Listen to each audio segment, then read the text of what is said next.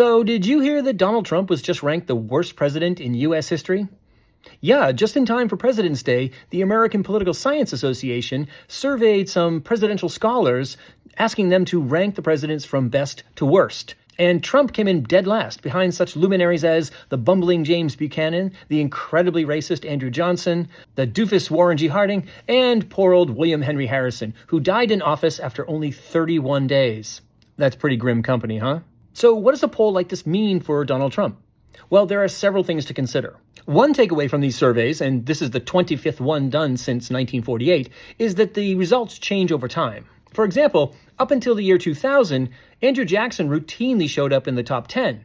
But in recent years, as we've paid more attention to the fact that he was a genocidal maniac towards Native Americans and a staunch proponent of slavery, Old Hickory has slipped into the 20s. The opposite is true of Ulysses Grant.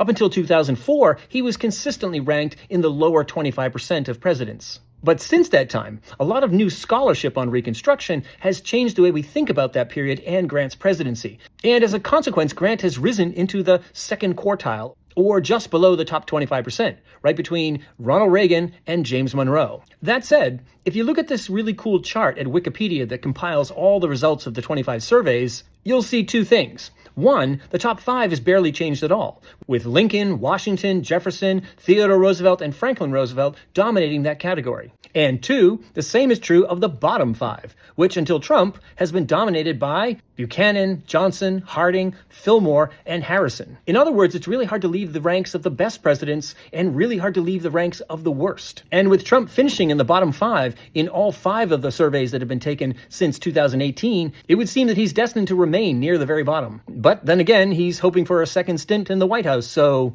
stay tuned.